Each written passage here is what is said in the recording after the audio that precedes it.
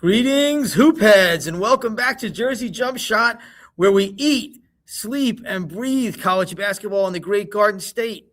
I'm Jerry Carino, and there is so much to talk about right now. It was a phenomenal weekend for Jersey college hoops. Let's start with our guest who played a key role in the biggest shocker of the weekend. The Princeton Tigers, after an 8-game non-conference losing streak, are now 2-0 in the Ivy League. And not just any 2-0, wins over Penn and Yale. And not just a win over Yale, a 16-point demolition of the runaway favorite to win the conference. So our guest to lead off the podcast is Princeton sophomore guard Jack Stanton, who scored 23 against Penn and 10 against Yale on the season. He's averaging 12 points and 4 rebounds a game, hitting 38% of his three-pointers. And get this, 97% of his free throws. He's made 39 of 40 foul shots thus far this season.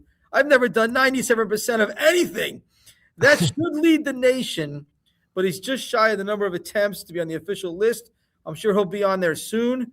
Jack hails from Downers Grove, Illinois. He's majoring in economics and minoring in finance. And I love talking Princeton academics, even though it's way over my head. Jack, welcome to Jersey Jump Shot.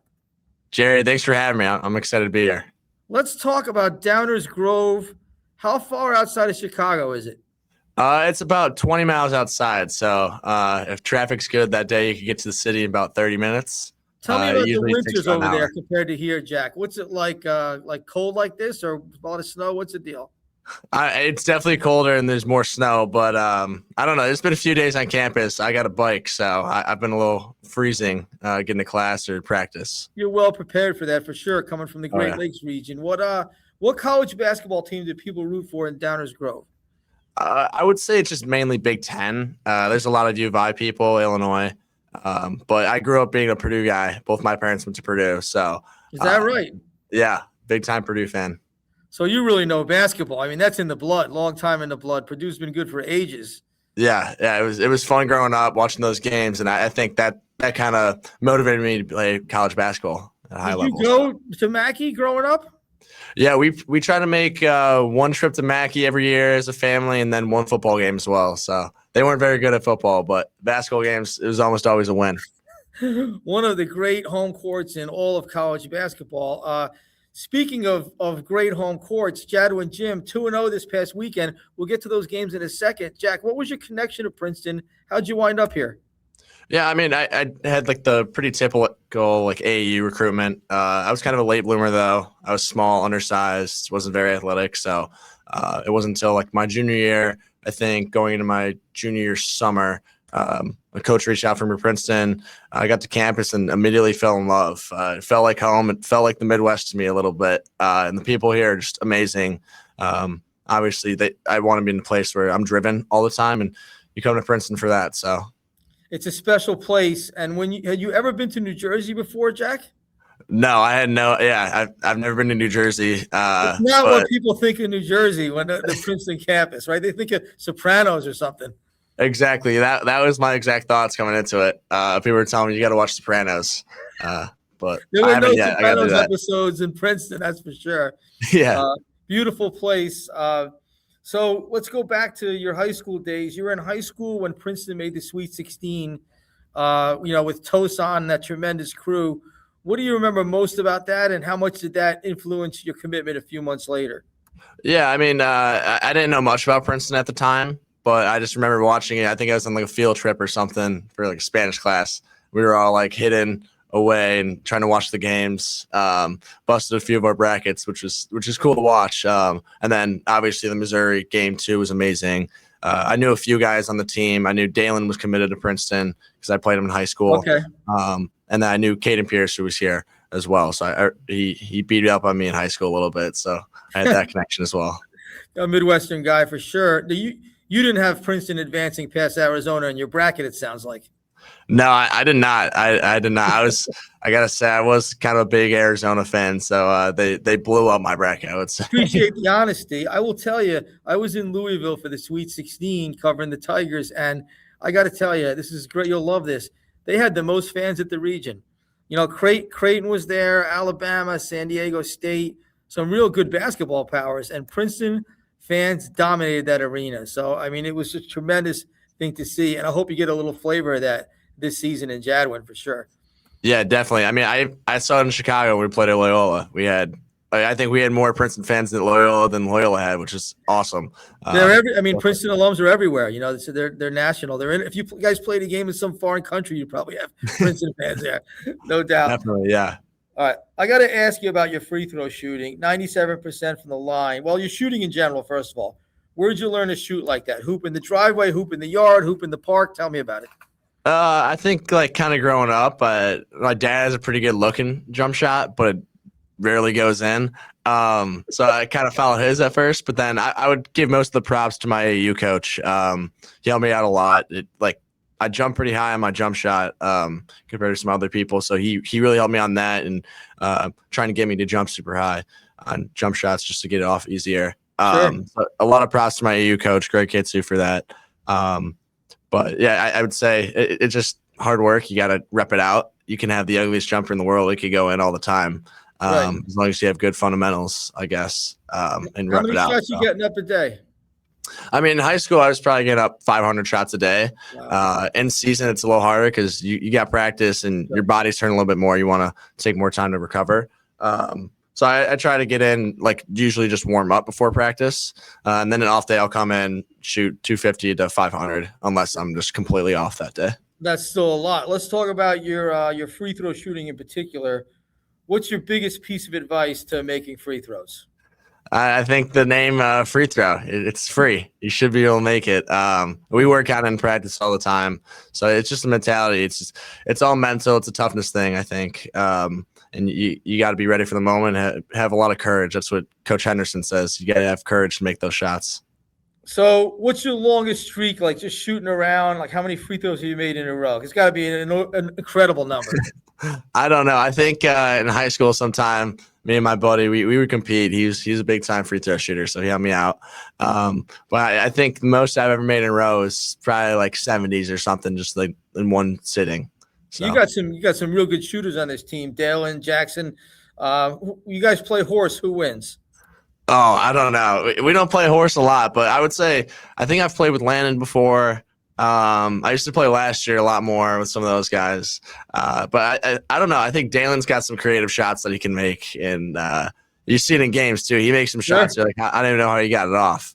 But he's great at the end of the shot clock situations, right, where you think there's no chance. Literally. I don't know how he makes them half the time. We'll get into Dalen in a minute and what he's done for you guys since coming back. I want to ask you about Mitch Henderson. What's it like playing for Mitch? Give me what's it like to play for Mitch story or example?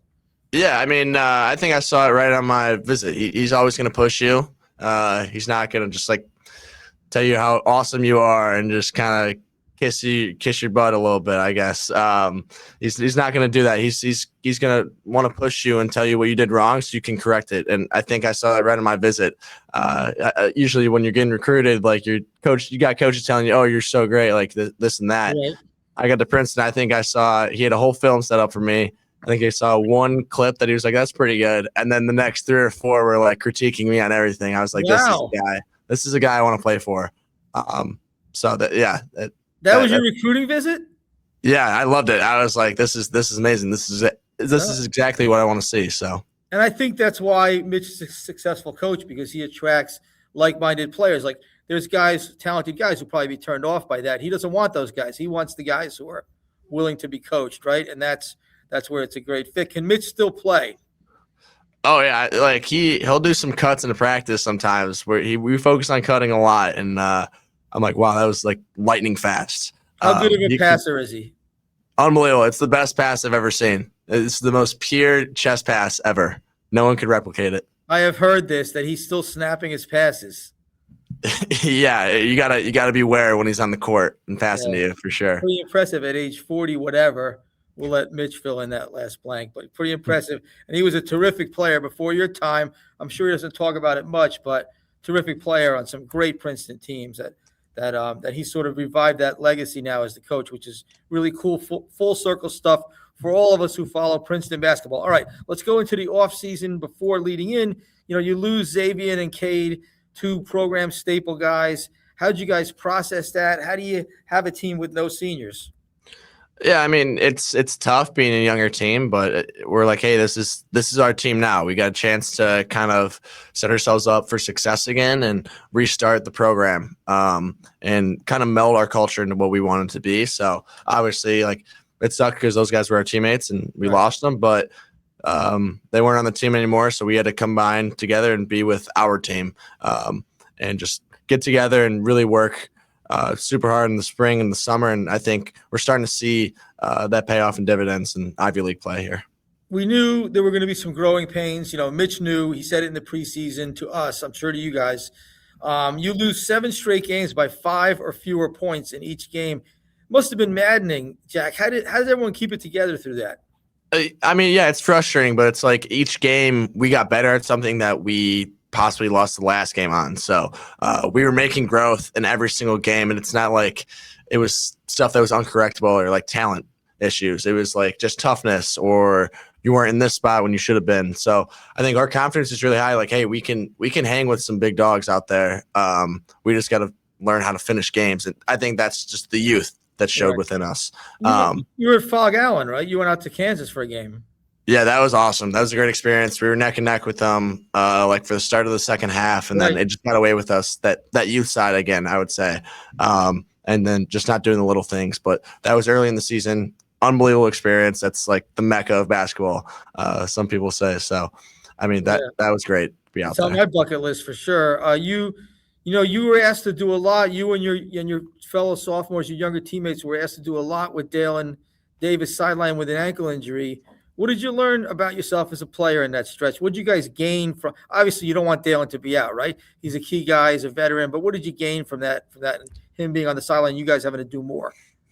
I think we kind of just learn our offense a little bit more, learn how to play with each other, just cutting off of each other, making a certain pass and just reads. Now we can kind of play through our offense without having to wait or process everything. And now it's just fluid. And we got that connectivity now. And then having Dalen back, which just obviously provides even more offensive power, one-on-one scoring guy who's able to make some plays for us. That helps us out a ton too. We got more talent out there. While we're all able to play and very connected on offense and defensively, especially. Another guy who's got tons of experience, can get over ball screens, get a lot of steals or chip points, as we call them here. Dalen comes back for the start of the Ivy League, and then you guys beat Penn in a fantastic game. What kind of sense do you have for the history of the Princeton-Penn rivalry? I know it means a ton to your coach. And what does it mean to beat Penn for the 14th straight time and take the all-time series lead? I sense these are really important things for Princeton basketball. Yeah, I mean, for us, we're just thinking one game at a time. Right. We're trying to keep that kind of out of our minds a little bit. Although I did hear some guys talking about the series is tied beforehand, and I knew of our stretch beforehand too. So I didn't want to be the team to let up that win streak there. Right, and good job with that. All right, tell me about Yale and how you guys did it. I mean, everyone was watching that game, and as the game went on, our jaws were just dropping. How you guys dominated it. What was the key there? I think it was just toughness. Obviously, last year I think we lost 2 to them or 3, including the playoffs. So for us, we just came back tougher this year, and we weren't going to let that happen. And against Yale, they're super physical, super tough. And it felt like a few times on defense, we get a stop and they get 2 or 3 offensive rebounds. So against a team like that, whoever's tougher is going to win that game. And I think we did that for 40 straight minutes. It's funny, Jack, because basketball is a game that's really gone into the advanced metrics and all this stuff. And I'm sure you guys study this stuff when you break down film, but you can't quantify toughness. You can't put a number on it. That's an intangible that wins and loses games, right? And that's the first thing that came to mind when you saw that game. It was toughness.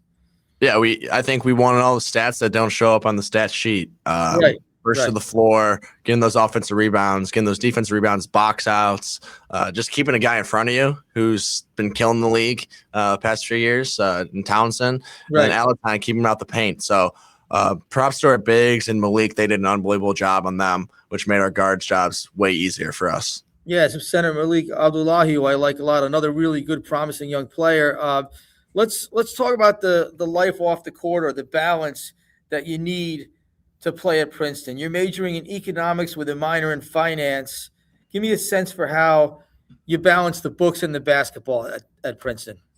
I think basketball honestly helps me. I think if I was a student here, I'd be kind of miserable just because I wouldn't know what to do with my extra time. So, and I'd be super stressed in school all the time. So basketball is a way for me to get away from all the school stuff and be with my buddies, go out there, work out, and feel good about myself afterwards, and just really have some fun for those 2.5 hours that I'm down in Jadwin or at a game. So I think basketball really helps me just to balance everything. And then school is, I mean, the school offers so many possibilities for help if you need it. Right. And just students in general here are amazing. They do a great job of seeing who gets in the school and if they're a great match for Princeton. And it's very visible if you were to walk through campus. You're like, wow, these people are unbelievable, super nice, super intelligent. That's always helpful. So I know your semester hasn't started yet, but let's talk about the fall real quick. What's the hardest course you took in the fall? In the fall, I had the stats class I was pretty nervous about. So it was an econ stats class that I took with Zio and Payne Seals, two of my teammates. Right. And we were pretty stressed about it, but we ended up doing pretty good. A- minus in the class for me, A's for them. So Good they for beat you. me out. That would be an F for me, without question. How about this? Give me the lineup this spring. What are you taking? What kind of courses you have this spring? Okay, I think I'm doing a class on the Quran, but I'm not sure if I'm going to stay in it because there's another class I didn't get into. So I'm doing that right now, which will be interesting. I don't know much about that. And then I'm doing econometrics class, which is supposedly the hardest econ class that you could take as a major. So it just sounds hard. Econometrics, I can barely even say it. I know, yeah. We had Hickey and Huggins both took it last semester. They said it was a grind, but they did pretty good at it. So I got some faith in us. And now I'm finally done with Spanish at Princeton. If you're an AB major, you got to take 3 semesters of Spanish. It's every day of the week, so I'm done with that, which frees up my schedule a lot. And then I can't really remember my other few classes, but that's enough. I'm already tired hearing it. I'm exhausted. I got to say though, like Princeton, and I know this means a lot to your coach too. Like Princeton is a place where the college model is alive and well. Like these are still student athletes doing the student athlete thing like generations had before you, and that's pretty cool. Even though it's not easy taking econometrics, I'm sure. The eating. I want to give just a quick thing to the eating clubs. Give people an idea. Eating clubs after your sophomore year at Princeton. This is everybody. All students have the opportunity to join eating clubs, and there's like these mansions right on the outskirts of campus where you can basically get your meals, right? And there's social clubs too. Give us a little sense for how that works, and for you this spring, you're going to be joining one, and is there one where the basketball guys are? Just give people who don't understand, like give an idea what the eating club scene is. Yeah, I mean, essentially, so there's like eating plans on Princeton. So like your first freshman, sophomore year, you're in the dining halls, which are also amazing. The food there is great. But then your second semester, your sophomore year, you get the chance to bicker, which is essentially like Rush. Right. Just less strenuous. And it's like 3 social events that you go to with whatever eating club they want to get into. So our basketball team's historically been Cannon the past few years. So I'll be bickering Cannon, hopefully. And hopefully I get in there. And there is a cannon out in front of the building, right? Yeah, I think from what I heard, it's from the Revolutionary War, but that could be totally wrong. Maybe it's Civil War. Probably is true. If Princeton, it's probably true. Yeah. But I mean, essentially, like you said, places is good, right? The food is amazing. I haven't had it yet, but everyone's like, it's better than dining halls, which I can't imagine because the dining halls are also great. All right, that should be pretty cool. It's a different culture there. We're going to end with a food question. I ask a variation of this of all our guests, and you being from the Chicago area, this will be fun. Compare Jersey pizza to Chicago deep dish. Which is better and why? It's different. I don't think you can put them in the same category. Just because deep dish is just like very close to like lasagna in a sense. Right. But I will say Conti's pizza here is unbelievable. It's the best pizza I've ever had. And it's a go-to for when my family comes and visits. All right. That's a great little recommendation. Conti's, of course, is Pete Carrill's hangout. Famous, Princeton's greatest coach and the greatest coach in New Jersey college basketball history was a regular there. So that is an A-plus answer from Jack Stanton. What a way to wrap it up. Princeton's on the road this weekend, at Harvard Saturday, at Dartmouth Monday. They're off to the races in the Ivy League. They've earned all the Conte's pizza they can eat. Jack Stanton, thanks for joining us on Jersey Jump Shot, and I will see you soon in Jadwin, I hope. Of course. Thanks for having me, Jerry. All right, you got it. That was fun. Like to check in with our friends at Princeton, and they're off to a great start in Ivy League play. Jack Stanton, sophomore, and we'll be hearing from him as well as a lot of the other Tigers, a promising young group. No seniors, folks. No seniors. So for them to open up 2-0 is a great sign of things to come. Mitch Henderson, of course, knows a thing or two about what he's doing. All right, Jack, you can sign out. I'm going to continue on. We're going to talk Jersey hoops around the Garden State, and there is a lot to talk about because this weekend, my goodness. So you had Princeton just going 2-0 and thumping Yale. Big headline there. Then you had Seton Hall coming from 11 down in the second half to win at Georgetown, and not just to win at Georgetown. That's 3 straight games. Seton Hall came back from down double digits in the second half. Marquette, Creighton, Georgetown, 3-0, and the Pirates off to what were the cardiac kids? The palpitation Pirates are 14-2, 4-1 in the league, with UConn coming to town. By the way, Pirates, the nickname, the origin of the nickname Pirates, you probably know this if you're listening. The baseball team stealing bases back in the 1930s, a newspaper nicknamed Seton Hall's baseball team the Pirates because of all the bases they stole. And so that is now how the nickname has come about. And boy, are they stealing these games, but stealing these victories with late game surges, but not an accident. This is by design because you have a team that's deep. You have a team that pressures the ball. You have a team that wears opponents down. And so if Seton Hall is in striking distance, in the last 10, 12 minutes of these games, you're in trouble. You're in trouble if you're the opponent. So UConn comes in tonight, and Seton Hall is ranked 25th in the AP Top 25. And who would have thought from the depths of last season, 2-18 in the league, 7 wins overall, getting blown out routinely, less than a year later, AP Top 25. Its first ranking, the program's first ranking since 2022, Kevin Willard's last season. So their first ranking under Shaheen Holloway. Really an incredible turnaround story. And listen, the rankings, do they mean anything come Selection Sunday? No, we know they don't mean anything on Selection Sunday. But it still means something intangibly to have that number next to your name. The AP poll has history. You go back to the 1950s, there's AP rankings. And so it's a way to sort of measure and compare. It's a historical marker. And it's cool to have fans are still into it. I voted in the AP poll for 20 plus years. I had the New Jersey vote. I did lose my vote. It's a long story, but to make a long story short, Gannett, our parent company, they severed their contract with the Associated Press. The AP voting wasn't really tied in with that, but there was sort of, some politics and a breakup. And I hope, Kyle Franco or the Trentonian does a great job covering Princeton, and Ryder has the Jersey vote now. He's taking good care of it, and I hope to get that, to have it back sometime in the future.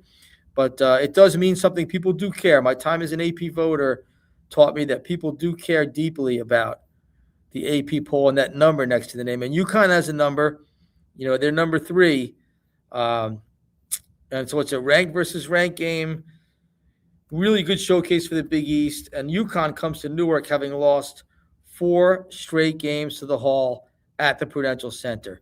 I mean, think about this. UConn, 2 national titles. UConn, dominant Big East team. UConn, they don't take crap from anybody. They've lost 4 straight times on the road in this series. And what moments along the way, right? In the first one, that overtime shootout, Kevin Willard's last year, Kadari Richmond scored 17 straight points going to the rim, like parting the Red Sea each time down. Then you have the Casey Nadefo tip-in with 1 second left. as the Hall roared from 17 down at halftime to beat UConn. Then, December 2023, Seton Hall's come staggering in off a rough non-conference schedule. UConn, this was the best UConn team. This team only lost 3 games all year on the way to a national title. Seton Hall broke them over a knee in that game. And the memorable moment from that game was Codey Richmond got tied up. We're going for a loose ball with Cam Spencer. Cam Spencer, who everybody knows is kind of insane, plays with that insane mentality. Codey Richmond, who never talked during a game, never said boo during a game, he's jawing with Cam Spencer. Codey Richmond alphaed Cam Spencer. A very rare moment for both Codey Richmond and Cam Spencer. And that sort of was a stand-in for like how Seton Hall has sort of alpha dogged UConn in this series. Dan Hurley told reporters after that game, "I'm so ashamed." I'll say it in his voice. "I'm so ashamed. I can't look you in the eye right now." That's what he said in the post game. And then last season, you had this jaw-dropping upset, the God's Will game, I'll call it, when God's Will Arierne had a double-double, and Seton Hall, having this awful season, beats UConn again. And the crowd was great for that one, too. There's no common denominator. Well, there is. No, there is. There is a common – I was been searching for a common denominator, and it's not that Seton Hall shot the lights out. I mean, they did in the first game in that first overtime win with Bryce Aiken and Codey Richmond. But the last 3 games, Seton Hall has not shot the lights out. The Pirates have imposed their will on UConn. They have bent the Huskies to their will, which is what UConn usually does. And maybe that's why UConn has a hard time with Seton Hall, because, they see a little mirror image there. Now, listen, Seton Hall doesn't have nearly the talent, the offensive firepower, the pedigree that UConn has. It's not even close. We know that. But I think UConn sees a fellow throat puncher, and that's maybe tough for them. They're not used to getting popped in the jaw first or punched in the throat. UConn does the punching. And so I think that maybe has something to do with it. I'm sure this is Dan Hurley's least favorite game on his schedule. I know he did miss one of the games with COVID, the Ndefo tip-in. He missed that one. But, he goes back in time, I think, to a tough time in his life when he comes back here. He's Danny again. And so I think that, he does seem a little more subdued when he's coaching here than when he is not anything but subdued everywhere else. His quote before the game, he talked to reporters. This was as UConn drove bus down the Merritt Parkway in Connecticut. This was yesterday. "To me, Seton Hall is the hardest playing team in the country. People have always said that about my teams, but they are the hardest playing team." And there's a little bit of coach speak, probably just a little. I mean, I think he means it. I think they are. They might be. Seton Hall might be. They might be the hardest playing team in the country. And that is what UConn usually does. And I think that's why maybe UConn, has a tough time seeing their reflection in the mirror here in this game to a degree. The Rocket, I don't think it's going to be sold out. I don't know how many students are going to be there. Campus is open again. I assume the allotment of 1,000 or so base allotment of student seats will be filled, but the crowd's going to be good. It's been, 9,000. It hasn't quite sold out. I think most of these games, maybe one of them did, but it's been, the people who've been there have been great. It's been better than your usual crowd. And, UConn means something. It's an old rivalry. It's a super successful program. It means a little more, I think, when UConn comes in, like St. John's, maybe Villanova, Rutgers every other year. UConn's in that class as far as the meaning of the game.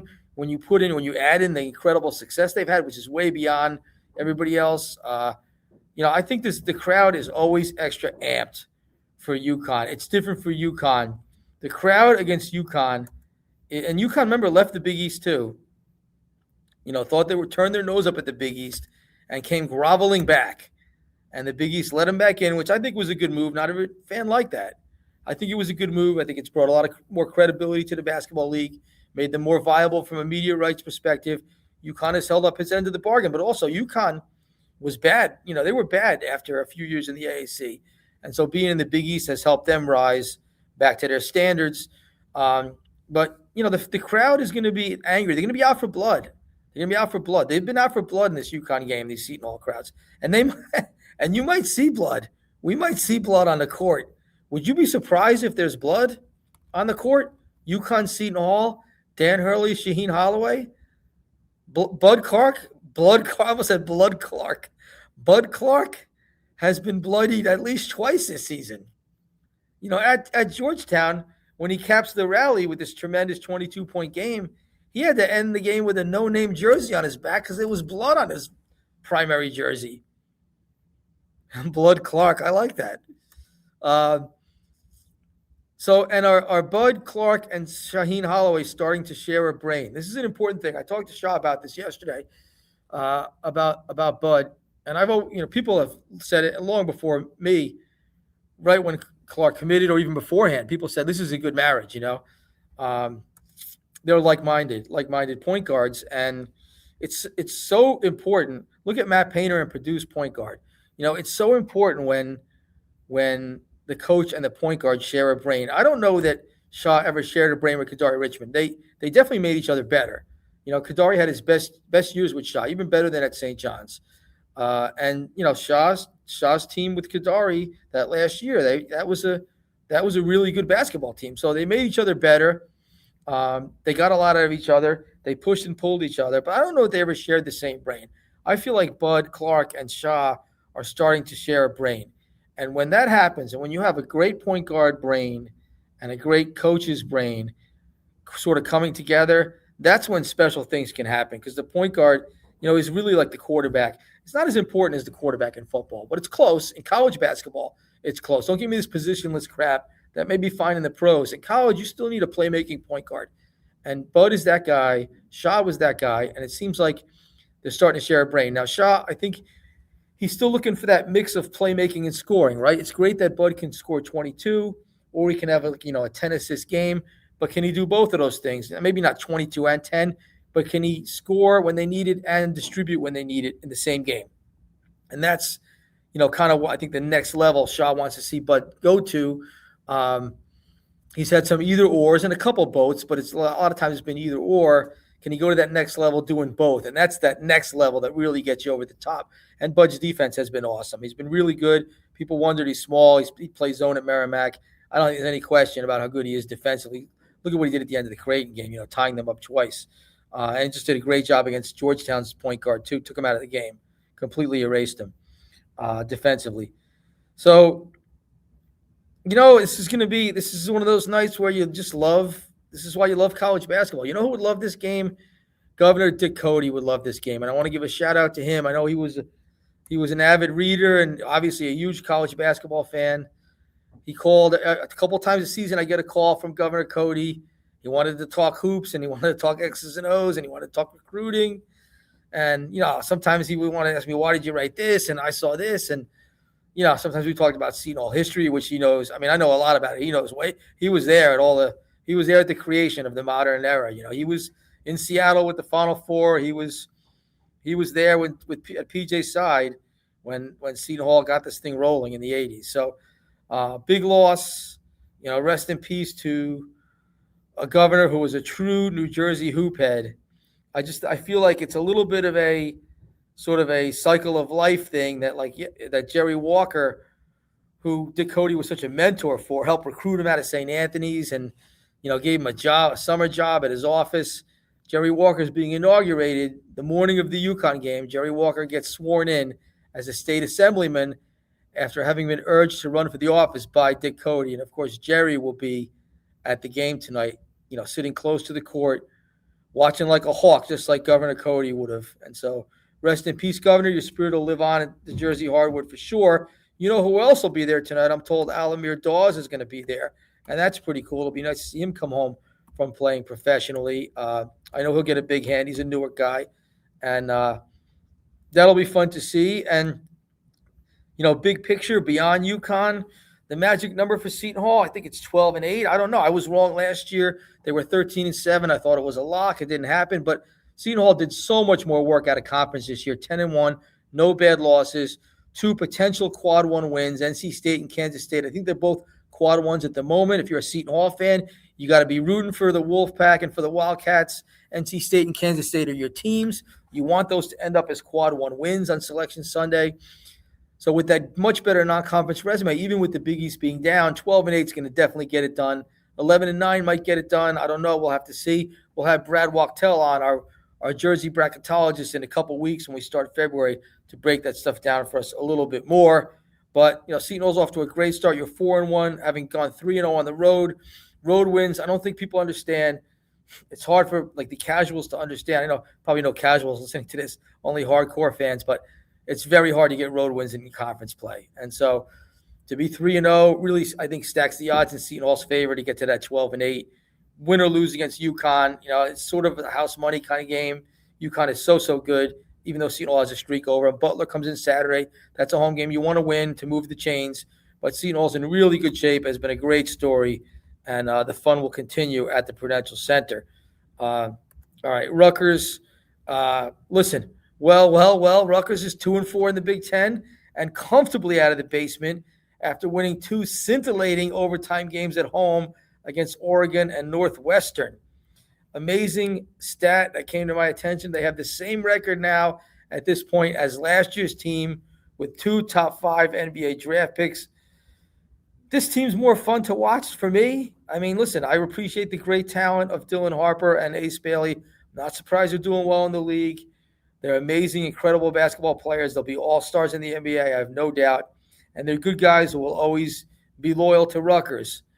But to me, it's just more fun watching a team punch up, an underdog team playing above its head, which Rutgers is finally starting to do. Look, this is not a great roster. It's a roster with holes, with deficiencies.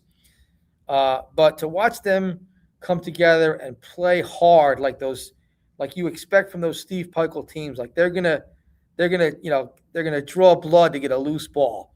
They're gonna do whatever it takes to win, play as a team, to win a game on a block shot. So to me, it's so much more exciting. I like a game-winning buzzer beater as much as the next guy.